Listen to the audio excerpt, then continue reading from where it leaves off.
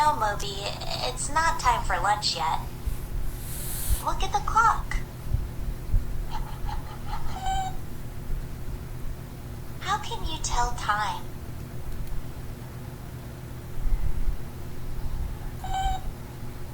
When you tell time, you look at the little hand first.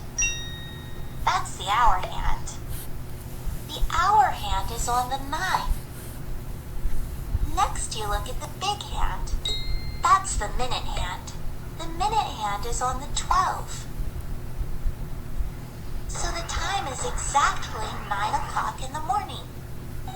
O'clock means of the clock.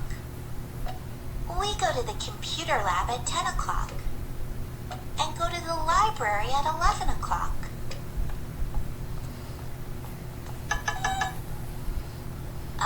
Moby, those aren't our bags. How do you write the time? Now the time is 3 o'clock. I can write 3 o'clock using words, or write it using numbers and words. I can also write the time using only numbers.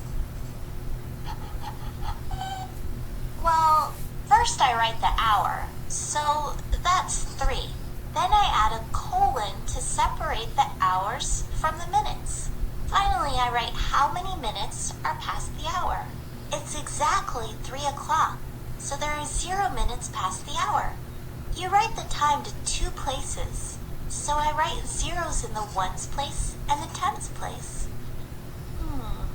How does time change from 1 hour to the next?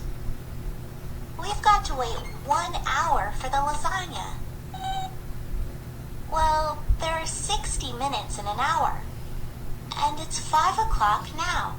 It takes 60 minutes for the minute hand to go all the way around while the hour hand moves from the 5 to the 6. So the lasagna will be done at 6 o'clock.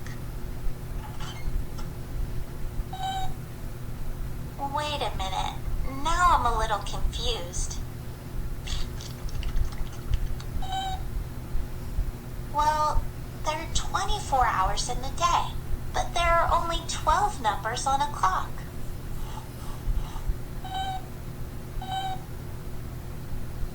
Right, Moby. The hour hand goes around the clock twice in one day. That's why we have an 8 o'clock in the morning and an 8 o'clock at night. 12 o'clock at night is called midnight because it's in the middle of the night. 12 o'clock during the day is called noon. Hey, it's noon now. Grab your lunchbox, Moby. Let's go.